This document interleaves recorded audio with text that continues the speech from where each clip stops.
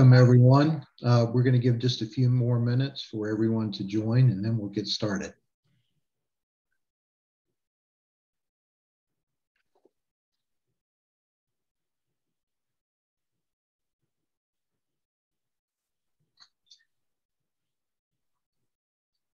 Well, again, welcome. My name is Michael Lipford. I'm the Southern Division Director for the Nature Conservancy.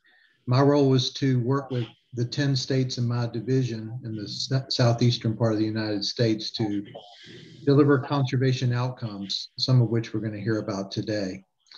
I'm joining you from Central Virginia in my home office, and I acknowledge that I'm speaking to you from the traditional lands of the Powhatan people.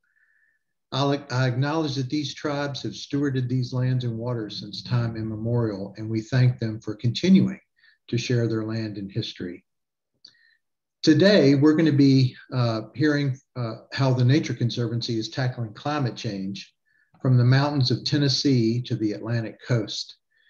As we go through today's presentations, I'm sure you will have questions, and we encourage you to ask questions. Please put them in the Q&A box, not the chat box at the bottom of the Zoom tab as they occur to you.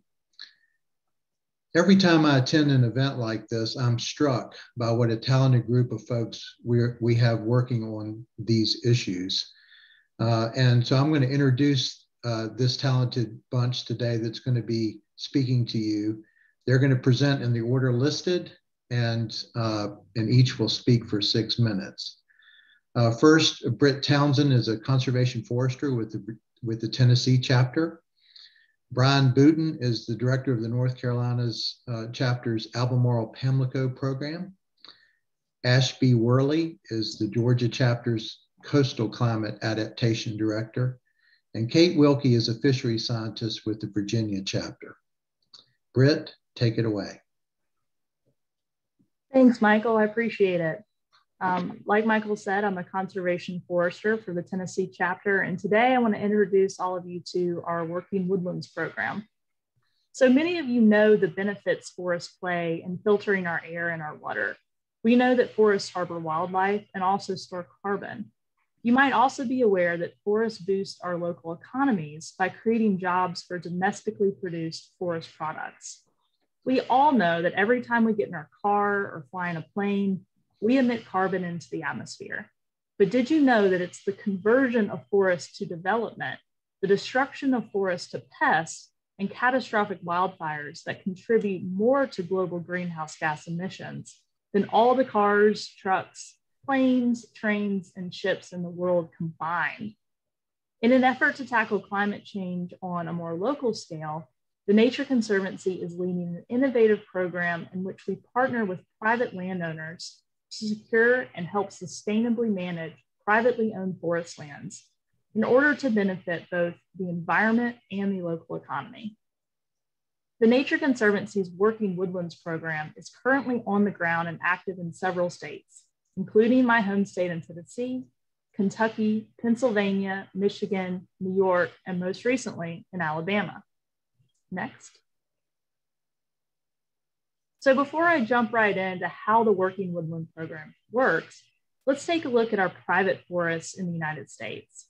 This map developed by the United States Forest Service shows where and just how much private forest is found in the US.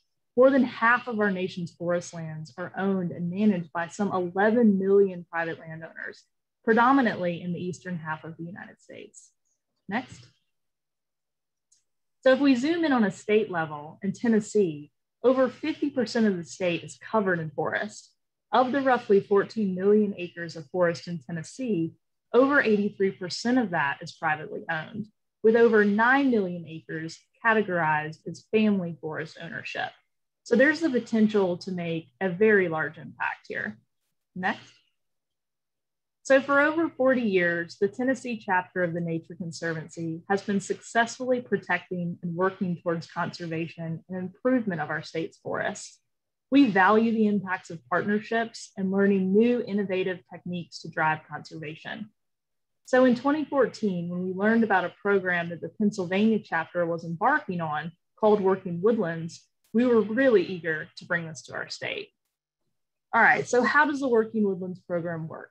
The program harnesses the financial incentives of forest carbon markets to keep forests as forests and improve forest growth to increase carbon absorption.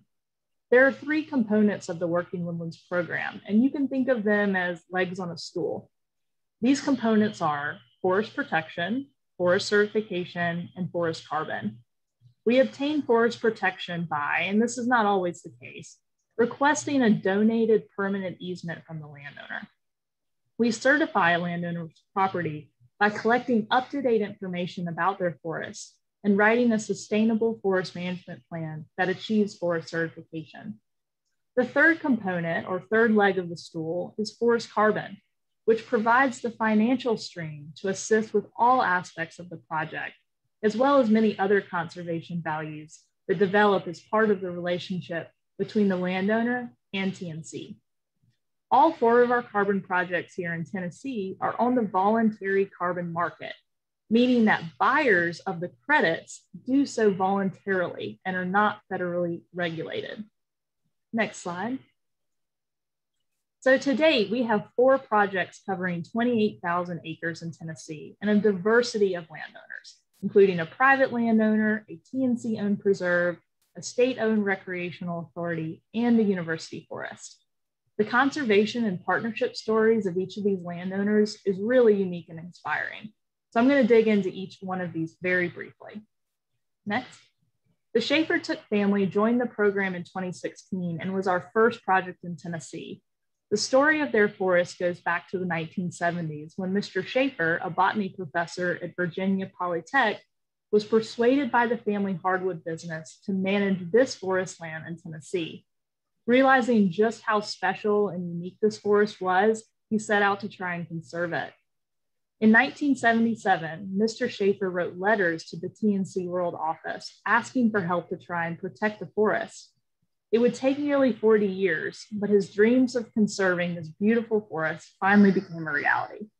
It was very important to Mr. Schaefer that his children and grandchildren carry on the protection and management of the forest. And with the help of the Working Woodlands program, his only daughter, Rebecca, is helping to carry out that legacy. At 106 years old, Mr. Schaefer passed away shortly after the program was implemented, knowing that the forest he loved so dearly would be protected and managed sustainably forever. Next. Our second project was Doe Mountain, which is comprised of 8,000 acres in Tennessee. The idea was born when our Tennessee protection staff assisted with the purchase of the property and transfer to the state of Tennessee. The Doe Mountain Recreational Authority manages the area for public recreation and uses the carbon revenue to fund the management of the park. Next. So the Bridgestone Nature Reserve at Chestnut Mountain was a result of our work with Bridgestone Americas. We began a partnership with them to assist in improving the management of their forest, including the development of a certified forest management plan. In 2017, Bridgestone Americas surprised the Tennessee chapter by donating 5,800 acres of their forest, which was the biggest land donation in our chapter's 40-year history. Next slide. So not only are we able to practice working woodlands and demonstrate it on our own property, we're able to use the carbon funds to restore native forests, like our shortleaf pine oak woodlands. Next slide. We're also able to use these funds to provide a platform for education about forest carbon. These students from the Tennessee Tech University spent the summer collecting forest data at Chestnut Mountain to help us better understand the forest condition. Next. So our most recent project is with the University of Tennessee. University owns over 11,000 acres of research forest, and the university is really leading the way in conservation innovation. They are the first university in the country to join TNC's Working Woodlands program. Next slide. A portion of the income generated by the Forest Carbon Project will support the Climate Smart Forestry Fund, which is a program that was implemented by the Nature Conservancy that will provide research support to students and faculty, as well as an investment in their infrastructure and workforce training at the University of Tennessee. Next slide. So if we remember back to the map of private forest ownership, we know that the eastern part of the US is privately owned, but of these ownerships, a majority are quite small. Working Woodlands is not a one-size-fits-all program. The Nature Conservancy's American Forest Carbon Initiative is really leading the way to create solutions to the acreage challenge for forest carbon projects. One such solution is a forest carbon co-op. These co-ops have been successfully implemented in other states and will soon be coming to the Southern U.S. The co-op aggregates multiple smaller private landowners with smaller acreages into one singular project, achieving a more economically feasible project for all parties involved. So in Tennessee, we will continue to share the lessons we've learned with our colleagues in other states, as well as partner with the American Forest Carbon Initiative to create forest co-ops right here in Tennessee and in the Southern U.S. This effort to enable natural climate solutions like improved forest management is one of the biggest steps private landowners can take to fight climate change.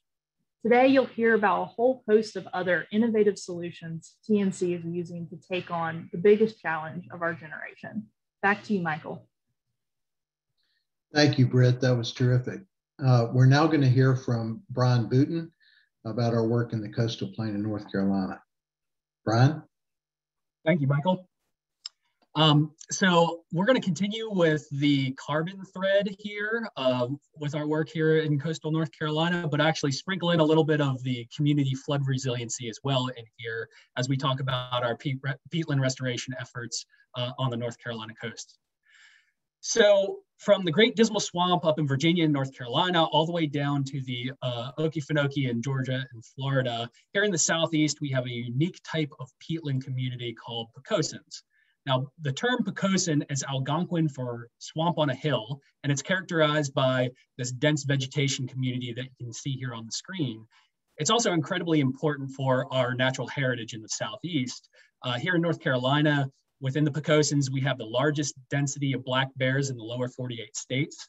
They're home to the endangered red wolf and provide great breeding and nesting habitat for a host of neotropical migratory birds. Next slide. But what makes our Pocosins incredibly special is their large peat deposits. The vegetation that comprise Pocosins actually contain a chemical called phenols, which prevent the degradation of organic material over time. This helps to build up deep peat deposits, sometimes 15 to 20 feet deep, and the peat itself can contain up to 50% organic carbon. And while peatlands like Pocosins only cover about 3% of the world's land area, they constitute the largest and most concentrated reservoir of carbon of all the terrestrial ecosystems. And that equates to about twice the carbon stock in all of the forest biomass in the world. So they are an incredible natural climate solution. Next slide. But all is not well with our southern peatlands. Over time, a lot of them have been ditched and drained, primarily at first to access the Atlantic white cedar forests that were so characteristic of these peatlands. And over time, they've been converted to agricultural use and loblolly plantations. Here in North Carolina, we've lost more than an estimated 1.5 million acres to that kind of conversion. And in fact, today, we still have about 500,000 acres that are in a drained state. Draining these peatlands actually has a pretty big impact on the peat deposits themselves. That creates an ongoing loss of the peat via subsidence and oxidation. Next slide. This loss actually impacts our global climate pretty significantly. That's because 10 acres of natural undrained Pocosin actually removes the equivalent carbon dioxide emissions as about 3.25 passenger vehicle emissions per year. If you drain that same 10 acres, it actually turns into a net carbon dioxide emitter, emitting the equivalent of 21.5 passenger vehicles emissions per year. Next slide. In addition, these drained peat soils are very vulnerable to catastrophic wildfire. During a 3-year period from 2008 to 2011, we had 4 large-scale wildfires in Southern Virginia and North Carolina that emitted an estimated 20 million metric tons of carbon to the atmosphere. So not only do these peat soils, when they're drained, emit slowly over time, to the atmosphere, these large events can burp large volumes of carbon to the atmosphere as they burn. Next slide. So armed with the knowledge of the potential benefit to our climate of natural undrained Pocosin and the issues that come about by draining these Pocosins, we wanted to prove the concept here in North Carolina that restoring natural hydrology to these peat soils can actually help reduce the emissions associated with drainage on our Pocosin lands. So we started by having a landscape scale assessment of carbon opportunities using a spatial analysis approach, which helped us focus in on Pocosin Lakes National Wildlife Refuge, and in particular, what's called the Clayton Blocks Project. Now, when we do Pocosin restoration, when we're re-wetting these peat soils, you can kind of think of them as like a large-scale replumbing project. We're installing water management infrastructure that actually can help manage the water levels to what they would be naturally seasonally as it rises and evaporates with rain events. We worked with the USGS and East Carolina University to actually measure the carbon fluxes associated with that restoration, so we could really show how much emission reduction we were able to achieve with that kind of work. Next slide. So our Clayton Blocks project really underpinned the development of a first of its kind Pocosin carbon accounting methodology that is on the American Carbon Registry. We developed this methodology with our partners at Terra Carbon, and it was approved in October of 2017. The Clayton Blocks project is actually the first validated project on the American Carbon Registry using this methodology. The intent of developing this methodology was to incentivize carbon developers and other landowners to really scale the restoration of Pocosin wetlands beyond what TNC could do on our own. And that would help to not only impact the vast amounts of drained Pocosin wetlands that are in the Southeast, but it would really help to impact our global climate as well. Next slide. So as we began to scale our work across the North Carolina coast, we really wanted to focus on the intersection not only of carbon benefits associated with peatland restoration, but also the community flood risk reduction benefits associated with that work. Over the past 5 years or so, coastal North Carolina has been significantly impacted by some very large scale storms.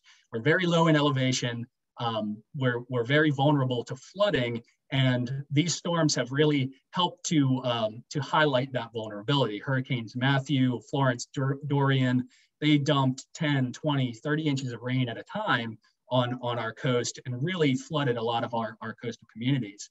And when you drain peatlands, especially when they're in headwaters areas like we have at Great Dismal Swamp National Wildlife Refuge and Angola Bay Game Lands, they actually are draining to lower elevation areas adjacent to them that can exacerbate flooding of our human communities. So we started working with both the U.S. Fish and Wildlife Service and the North Carolina Wildlife Resources Commission to restore these drained peatlands, both for their carbon mitigation benefits as well as their community flood risk reduction benefits. And those are ongoing right now. And we are looking to restore about 20,000 acres total with both of those projects. Next slide, please. So this work was really undertaken to create opportunity to restore our southern peatlands at scale. From the Great Dismal Swamp all the way back down to the Okefenokee, there are hundreds of thousands, if not millions of acres of drained peatlands on the southeastern coast. And we know now that investing in Pocosin and peatland restoration gets you an incredible bang for your buck if you're looking to invest in natural climate solutions. Thank you. Back to you, Michael. Thank you, Brian. Great presentation. We're now going to move to the coast of Georgia and hear from Ashby Worley, who is our Coastal Adaptation Director there. Ashby? Yeah, thank you, Michael. So yes, let's stay on the coast and just move a little bit further south to the coast of Georgia, where I'm sharing about TNC's work with local communities to adapt to the impacts of climate change. Next slide.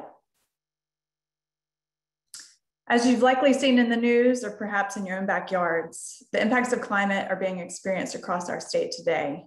In particular, the coastal regions are seeing this change in the form of coastal flooding from both the increased number and intensity of named storms in the region, as well as the encroaching sea level rise along our low-lying coastal areas. For Georgia in particular, Hurricanes Matthew and Irma in 2016 and 2017 brought coastal flooding that hadn't been experienced here in nearly a century, flooding communities, infrastructure, and homes, and creating erosional challenges. These storms are costly and helped bring one of the largest disaster packages to our country at $85 billion. NOAA predicts that our state of Georgia could see between 9 inches and 3 feet of sea level rise by the year 2050, which is about the lifetime of a mortgage. The NOAA graph that's on the screen shows a timeline based on carbon emission scenarios, with the lower scenarios having a very high chance of occurring, and the higher worst case scenarios still possible if emissions go unchecked, and should be used for communities for planning and siting of critical facilities like hospitals. By the year 2100, we can expect to see what we usually call sunny day or king tide flooding exhibited every day on our coast. That means anywhere between 60,000 and 160,000 coastal Georgians will be affected by sea level rise by 2100, with a great majority of those in the community of Savannah and city of Brunswick area, which are urban centers and high population centers that often house socially vulnerable populations with less resources to adapt and respond. At the same time, the coastal counties along the South Atlantic continue to show rapid rate of population increase. It's this increased coastal population plus the increase in coastal hazards due to climate that is creating an increased vulnerability to both human and natural systems in the region. Next slide. The good news is that nature can be part of the solution for communities to adapt and mitigate to those impacts of climate change here on the coast. Our healthy, intact coastal ecosystems, such as coastal marshes, beaches, oyster reefs, preserved floodplains, barrier islands, beaches, and dune systems, help to reduce the impact of storm surge on the coast by dissipating wave action and absorbing those floodwaters, ultimately protecting the upland communities. Coastal wetlands were shown to have prevented up to $625 million in flood damages to private property during Hurricane Sandy. By ensuring that this natural infrastructure remains healthy and intact in the future, we can maintain the risk reduction services and all the other co-benefits that they bring to our coast. Next slide. So TNC is helping coastal communities implement these nature-based solutions to climate change by working hand in hand with them to create and use online decision support tools that bring in flood science data and unique analyses to help inform today's decisions on land use and conservation, ensuring that they will be more resilient in the future. We facilitate on-the-ground projects such as living shorelines and preserved open space to reduce erosion and allow the natural migration of habitats, as well as protect critical flood-prone areas from development. We work to pilot innovative techniques for resilience building using sediment from dredging projects that can help our marshes keep up with the impacts of sea level rise. We also work across the watersheds to ensure flooding challenges brought by the combined riverine and coastal flooding are considered. All of these strategies are conducted in our state and coordinated through a larger TNC whole system approach and network across the South Atlantic and Southern Division share lessons learned and challenges. Next slide. As an example, we have worked with the county of Camden County and the municipalities, which is the very southeastern county in Georgia, on creating a Camden County Rise Ready Coastal Resiliency Project. This community experienced significant flooding from 2 previously mentioned hurricanes, and at the same time had a change and update in their FEMA flood maps, which was showing then that many of the areas that just flooded were to be technically less vulnerable to flooding. This is due to the fact that FEMA flood maps are used primarily for insurance purposes, and FEMA flood maps currently do not consider the impacts of sea level rise. Also, those neighborhoods that were outside the 1% annual flood chance, which is also known as the 100-year floodplain, were experiencing numerous flooding events. The community wanted and needed tools to help them with flood risk awareness and outreach to the public about the various types of current and future flooding, such as sea level rise in the community beyond FEMA flood maps. They also needed a way to look at various flooding scenarios and community data, such as infrastructure and their local zoning, to help inform and influence land use and policy decisions that were being made today that may impact the future resiliency to flooding. Lastly, the community was interested in ways that could help identify and prioritize open space land in the floodplain that could build up their resiliency to flooding and also help their FEMA CRS score, which ultimately reduces the cost of flood insurance for their community residents. Over the last couple of years, TNC worked with the communities to customize and create these 3 tools to satisfy the needs. The flood risk application, which has a mobile version also available, the community planning tool, and the CRS Open Space Explorer tool. These tools are being used today by the community and can be found at the link above or on the community's floodplain management websites. Next slide. In addition to creating this online tool platform, we worked with the community to create a flood risk fact sheet, a series of in-person trainings before COVID, with key local decision makers and stakeholders, and a training video that can be shared on the website and social media platforms. These tools have already informed policy changes for the community, helping them raise their freeboard requirements on new construction and extend their floodplain requirements into the 0.02%, also known as 500-year floodplain. They're also seeking additional areas that should be conserved for flood resiliency. Of course, we wouldn't be able to do all this great work without our state and local partners who provided not only funding, but expertise. We've learned a great deal from this project and look forward to replicating and scaling parts of this across our coast with other communities. So thanks for your time, and I look forward to your questions. Thanks, Michael.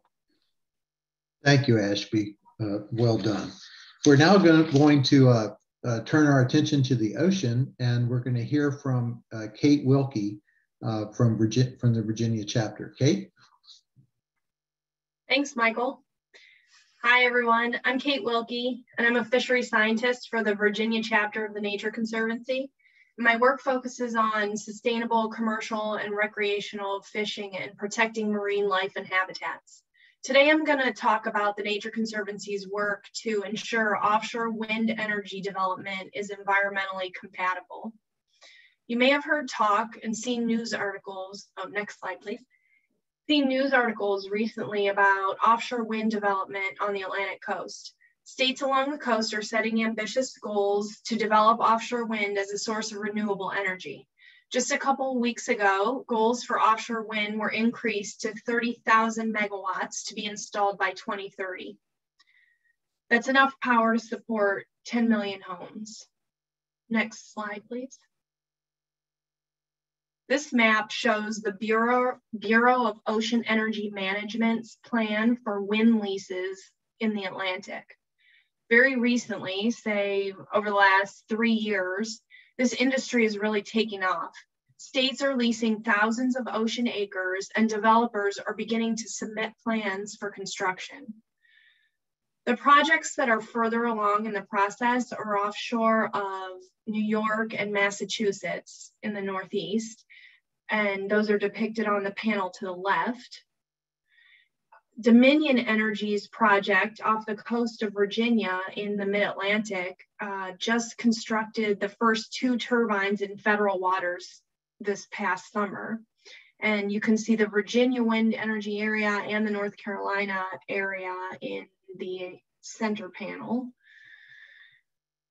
The planned scale of development is Maine through South Carolina, and the developer Avangrid has leased the Kitty Hawk wind energy area off the coast of North Carolina.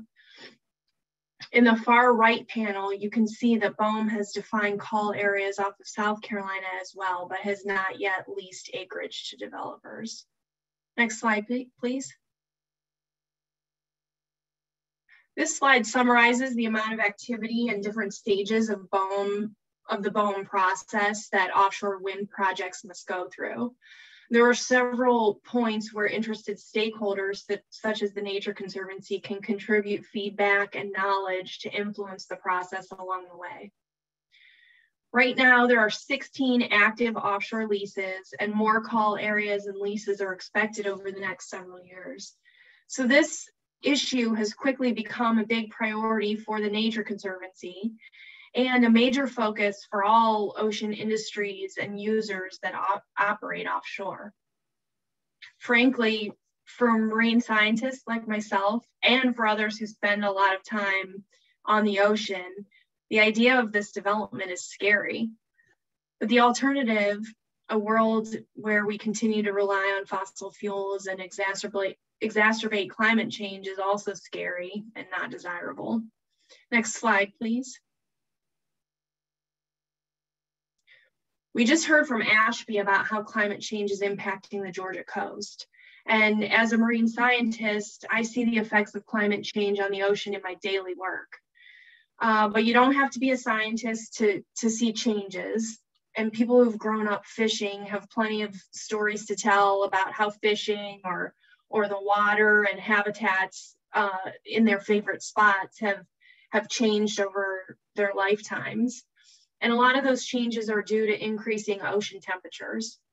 The graph on the left shows that global land and ocean temperatures are on the rise. This graph is showing the last 150 years back to the 1880s. And on the right is a depiction of the changes in ocean temperature over that same period. The waters off the Atlantic coast have risen 1 to 2 degrees Celsius or 2 to 4 degrees Fahrenheit over that period. Next slide, please. The changing climate is beginning to disrupt the way we live and do business on the Atlantic coast. We all hear in the news about more frequent pounding storms and flooding that damages coastal infrastructure. But in addition, there are other impacts such as slowing of ocean currents, ocean acidification, redistribution of fish species, changes to the food webs, and reproductive success of species. So what does that all mean? The Atlantic Ocean is a big interconnected system where physical processes drive biological productivity. And there are many different natural cycles that are synced with one another. And when those cycles are disrupted and out of sync, things don't function as they should. We worry about things such as slowing of ocean currents like the Gulf Stream, which brings warm water up the Atlantic coast. Slowing and weakening of the Gulf Stream will affect temperatures, weather, rainfall, and exacerbate sea level rise on the U.S. East Coast. It can also interfere with upwelling of nutrient-rich water from the deep ocean, which feeds communities of plants and animals in shallow water. So basically, climate change is threatening to disrupt all the things that people love about the ocean. Next slide, please. For all these reasons, it's so critical to accelerate the shift to sources of renewable energy for the sake of slowing climate change. And the Nature Conservancy is encouraging states to invest in offshore wind projects, but with the big caveat of doing it in an environmentally sustainable and compatible way. Next slide, please. On this next slide, I'll tell you about some of the specific steps we're taking toward that goal. The Nature Conservancy in Virginia has an offshore wind team, and we also work closely with colleagues in other states through our Atlantic Coast Wind Team. Within Virginia, we engage regularly with Dominion Energy, the developer who is working on offshore wind here, also scientists and state and federal agencies to identify the most critical threats to marine life and habitats. Some of those threats include electromagnetic fields, physical construction and cable laying, and increased noise from pile driving and boat traffic associated with construction. The next step that we're working on now is figuring out ways to avoid, minimize, and mitigate those threats and to inform adaptive management. So as new projects come online, we learn from the construction best practices of previous projects. At the same time, we also conduct scientific research and share new knowledge with stakeholders and policymakers. For example, one of our newest projects is testing how to enhance the habitat value of construction materials that will be installed around the base of turbines. We call this nature-based design. Next slide, please. A second project, which is hopefully scheduled to make its debut later on this month, builds on a really successful mapping tool that TNC helped create called the Ocean Data Portal. The data portal is an online mapping tool that compiles and makes available to the public hundreds of data layers that depict pretty much all of the different activities occurring in the ocean. The new version of this tool that was developed specifically to help assess important natural resources within lease areas and the compatibility of offshore wind development with those resources. We anticipate that state agencies will use this tool when conducting environmental reviews of proposed projects. So this map, this is just an example, and this is a preliminary kind of snapshot of what this tool is going to be because it hasn't been officially released yet, but users can draw a box anywhere they want. So this box here is drawn basically around the Virginia wind energy area, and then the tool will show what important fish resources, habitat types, and anything that's occurring within that box in the ocean that's important. So that concludes my overview of how the Nature Conservancy in Virginia is working to both accelerate the shift toward renewable energy while at the same time minimizing harm to marine life and habitats from construction and operation of offshore wind projects. And I will mention, we do care about impacts to birds and whales and dolphins too, but my specialty as a fisheries scientist, that's why I focus on the fish and habitats today. And the last thing I'll say is the greatest thing about the Nature Conservancy tackling an issue of this magnitude and scale is that we have programs in all of the Atlantic coast states, and therefore we're well positioned to make a difference in how offshore wind is implemented in each of those states, as well as all working together to scale up impact along the entire Atlantic coast. Thanks for your time. Back to you, Michael. Thank you, Kate. Thank you to all the panelists for these great presentations. Just to remind you, we are now starting our Q&A session. And these projects that you've heard about, and this relates to our first question, these projects you've heard about are terrific, but how do we work in the Nature Conservancy to scale our work to have impact at a scale that matters? Because we know that climate change is a broader issue than a project by project or state by state approach. So let's start with Britt, and maybe she can talk about how we scale on land, and then we'll also turn to Ashby and talk about how we scale along the coast. Britt? Hey, yeah, thanks, Michael. Great question. So as I mentioned earlier, our Working Woodlands program is currently active in many states, all up and down the Appalachian Mountain region, with many more coming on board. Tennessee in particular has been a leader in not only the number of projects we have on the ground, but our work mentoring other states to assist them with kickstarting their own Working Woodlands project. I also mentioned in my presentation about TNC's American Carbon Initiative, which is a group that was developed specifically to work across state lines to develop carbon solutions like the Family Forest Carbon Program and forest co-ops. So while each state has their own projects, we routinely work together to build these programs. A quick example will be the Tennessee-Alabama Forest Co-op that's being implemented this year. This co-op will serve as a framework for all the other co-ops that will be developed in the southeastern United States.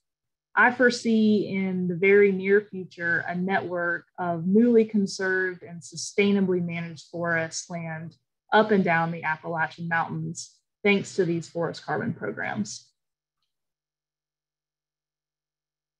Ashby? Yeah, thank you, Michael. And similar to what Britt had mentioned, when it comes to climate adaptation and working along our coast, each of the TNC chapters has a climate adaptation or coastal resilience focus. So we're constantly learning from each other in this space. And here in the Southeast, we highly coordinate with one another because we're each working with priority communities or priority landscapes. And though they may have their own specific unique challenges and needs, there's quite a lot of similarities along the communities and the challenges that they're facing with sea level rise and coastal flooding. So we coordinate internally within TNC, and then when it comes to scaling the work that we're implementing with these communities, such as the tools that I highlighted, we do expand those across other communities along the coastal areas. So for instance, in North Carolina, several communities here on the coast have these decision support tools. Across South Carolina, in Georgia as well, we're starting to roll these out into other communities as well. So that can be explored further at coastalresilience.org, where all the tools are hosted. And again, we coordinate internally to share lessons learned and successes, but also scale them within our own states as well. Thanks, Ashby. Just a reminder, again, questions, please, if you have questions, please put them in the Q&A box. We also have a question about working woodlands. How many acres of land does a private forest owner have to enroll in the Working Woodlands program? I'll go ahead and answer that. The economies of scale actually for private forest owners begins at 2,000 acres. And as Britt described, we have, since most of our forest ownerships are smaller than that, we have programs that are in development right now for smaller landowners as well. Good question. Let's see. Here's a question for Brian. Brian, what methods are used to restore peatlands? Sure. So, when peatlands are degraded, they're generally drained. So you have to figure out a way to restore the natural water cycle in those areas. And generally that's done through some sort of impediment within the artificial drainage network. And we've done that through something as simple as earthen dams to be able to raise that water level. You can also use things that are called beaver dam analogs, which are essentially mimicking what a beaver dam looks like in the ditch to raise the water levels.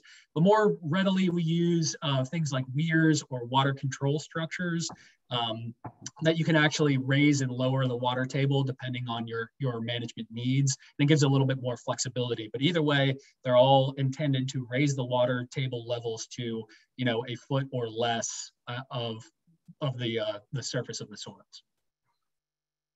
Thanks, Brian.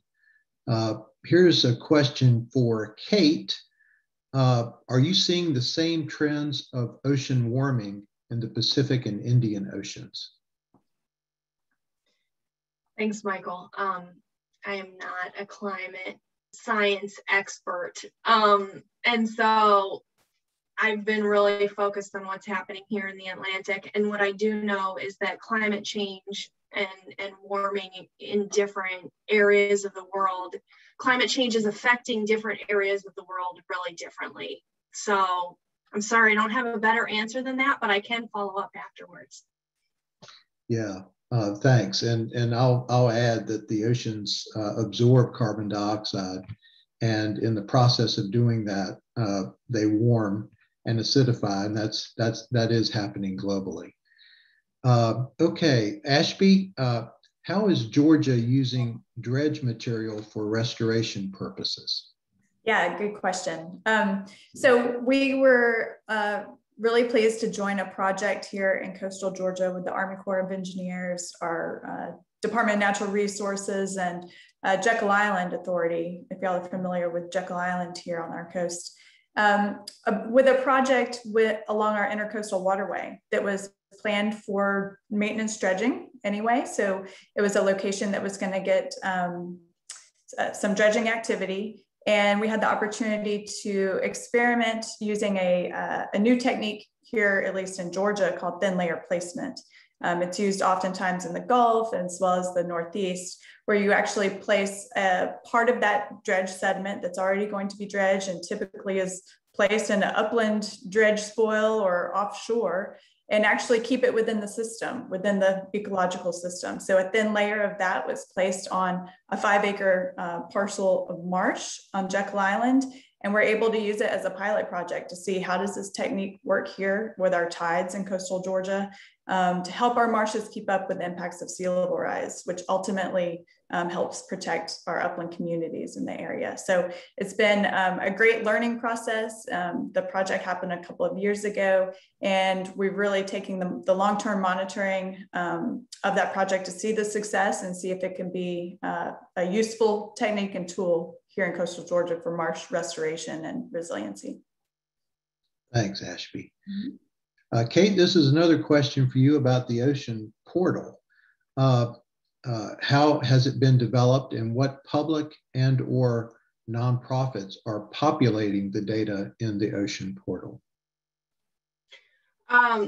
So the Nature Conservancy was one of the early partners who had the idea and started to create this ocean data portal, and it draws data from existing data sources, lots and lots of different data sources. The NOAA trawl surveys for a lot of the fish data,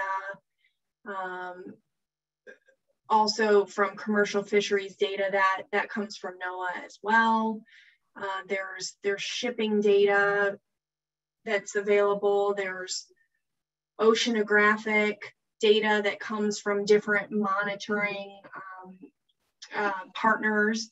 And right now it's the Mid-Atlantic Regional Ocean Council, MARCO, who is the organization that houses that data portal and helps maintain it.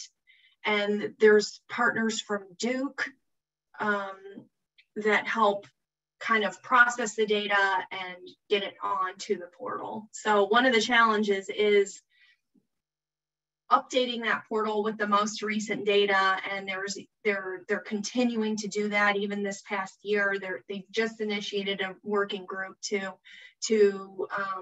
update some of the marine life and marine mammal data. So it's a big multi-partner effort. Thank you, Kate. Brian, there's a couple questions about peatlands here, so let me ask them sequentially. First, could companies trying to offset their carbon give you money to buy unprotected peatlands and or restore the hydrology to drained peatlands? Good question.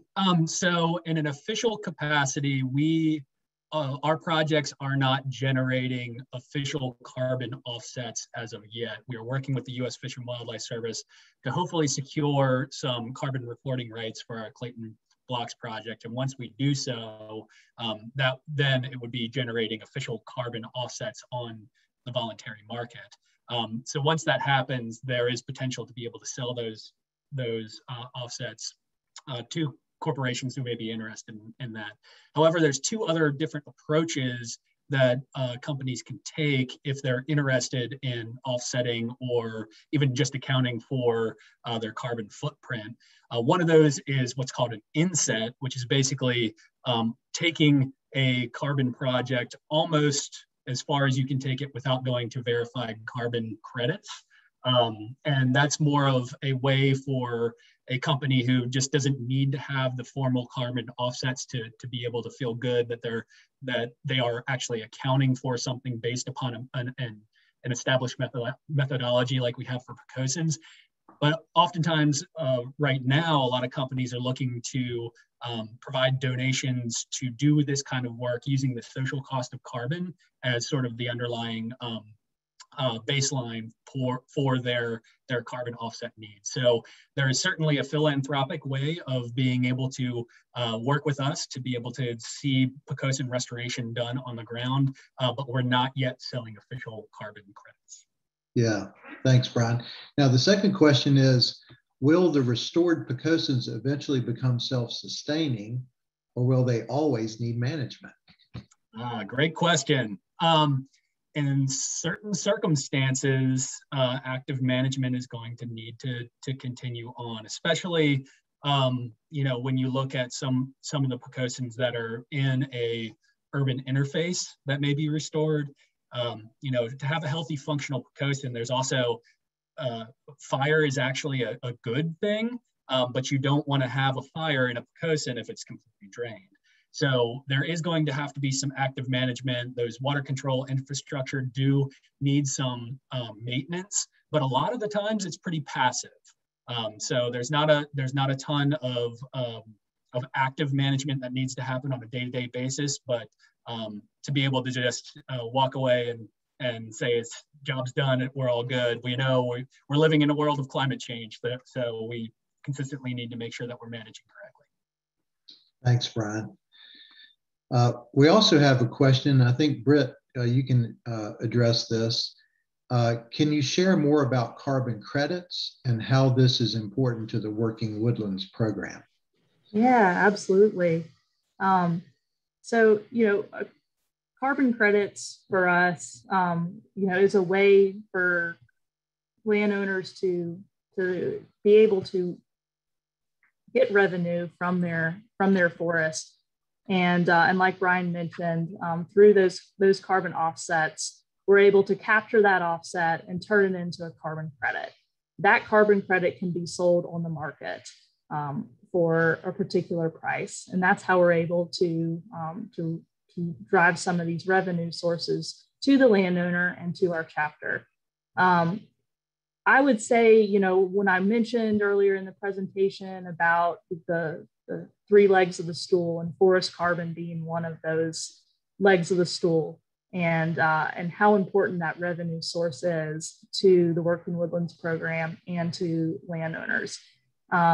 It's a really, really great way or an incentive for the landowners to practice sustainable forest management on their property, which many of them are conservation minded anyway and are happy to do so, but maybe do not have the funds to actually do that type of management and restoration work that's needed on their property.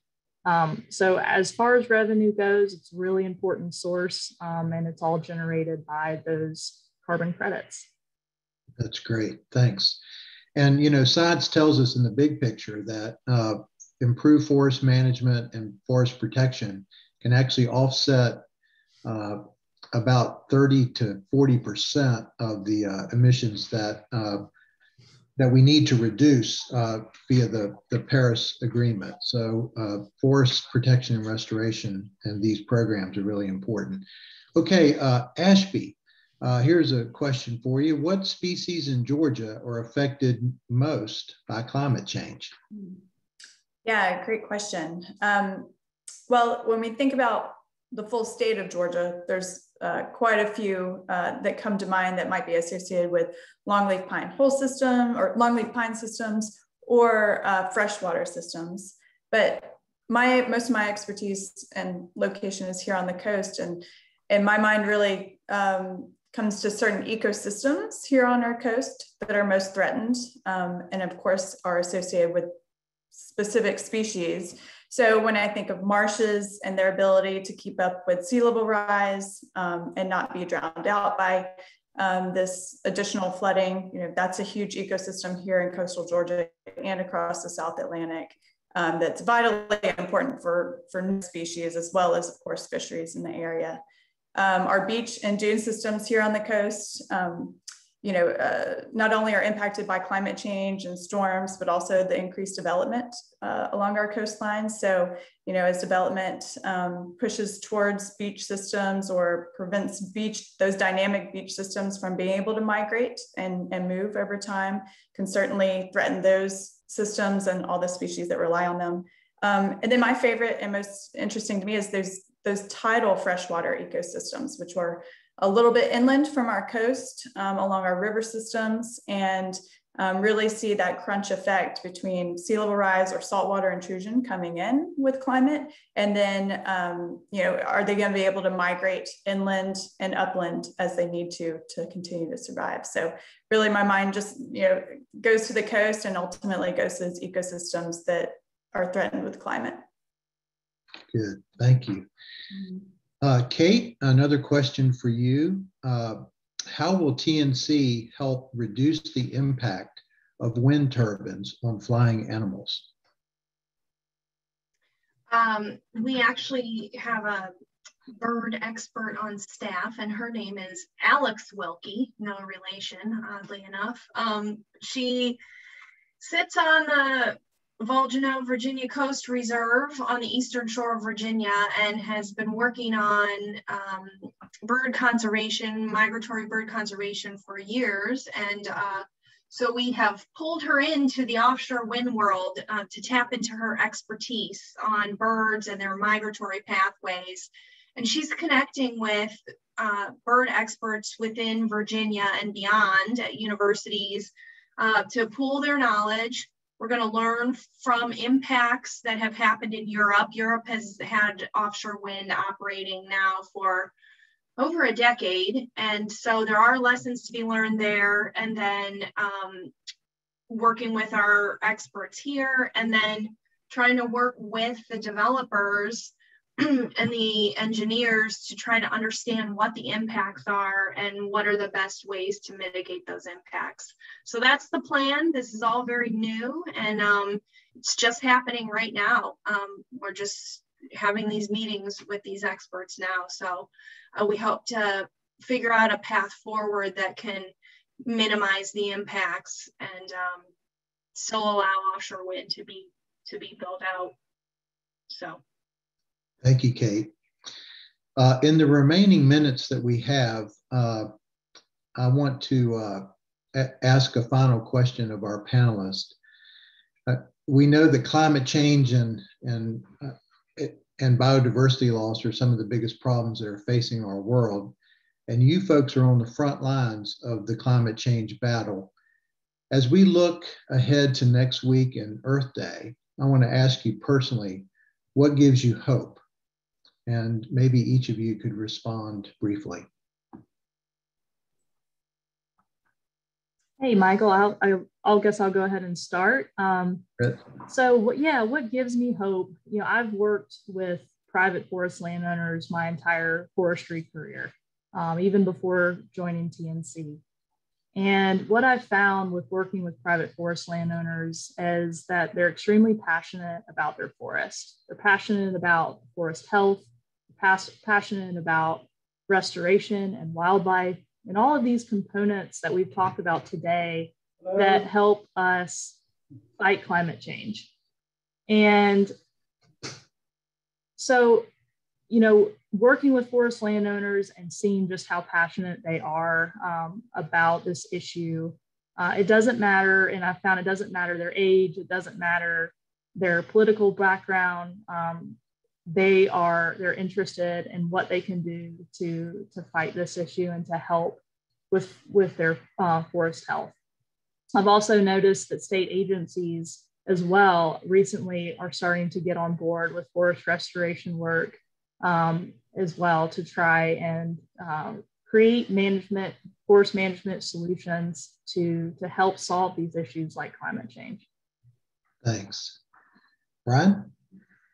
Yeah, I mean, I would say in the last 5 years, North Carolina has gone from the state that outlawed sea level rise to one of the leaders in climate change mitigation and adaptation. We've really taken some great strides forward to look at natural climate solutions, both from a mitigation and adaptation standpoint, and have been beginning to incorporate them into the day-to-day of how we work as a state. And, if any of you have ever been to Eastern North Carolina, you know how, climate change was for a very long time a dirty word out here. And it would shut you down. It would shut a lot of folks down if you really approached the conversation that way. And that's changed. Everybody, we may not talk about it in the same way as other places, but there's a recognition on our coast that things are changing and we need to adapt to that change. And so there's a lot of support to maintain what makes Eastern North Carolina special and try to make it as healthy as it possibly can be, and ensure that the transition that's inevitably going to occur with climate change does so in a way that maintains our sense of identity and sense of place out here. So just seeing that rapid shift is something that, you know, I find very, very inspiring about being back in North Carolina. Thank you, Brian. Ashby? Yeah, I'm going to piggyback off of what Brian said. I really think the last 5 years there has been a huge shift in the conversation, even locally here on Georgia's coast, from, you know, climate kind of being, you know, a back burner issue, and now it's forefront in mind and in action, from our partners to local communities, you know, planning around this, starting to see projects on the ground, as well as funding sources coming in for this type of work, more partners on the ground doing work for climate on the coast, and working with communities to help them adapt and mitigate those impacts. So I think there's been a dramatic shift, likely partially due to some of the, you know, pretty serious hurricanes ultimately that we've gotten in the Southeast, but that has certainly changed the conversation and made it a very serious one for action, which is great. Great. Okay, Kate? My turn. Well, I have to say, I've really enjoyed being a part of this panel and learning about the projects that my colleagues are doing, and it's all kind of related to this one larger goal of mitigating and adapting to climate change. And I'm really inspired and hopeful to know that beyond these projects, there are hundreds more that the Nature Conservancy is doing, and let alone the ones that our partners are also contributing to. And there's just so much innovation and knowledge and passion present. And I know we have networks of partners that share our vision to ensure that we can all adapt and thrive as we go forward in the near future. So that gives me hope. Thanks, Kate. I told y'all at the beginning of this event that you would be impressed by the people, like I always am, and they give me hope. So thank you for joining us today and for your support of the Nature Conservancy. It makes all this work happen. And I also want to say that you can find out more about this work on nature.org. And thank you for tuning in again. Thank you for tuning in today. And in case you missed anything during today's discussion, we'll be sending you a recording of today's gathering. So look for an incoming email. And happy early Earth Day. Bye, everyone. Bye-bye.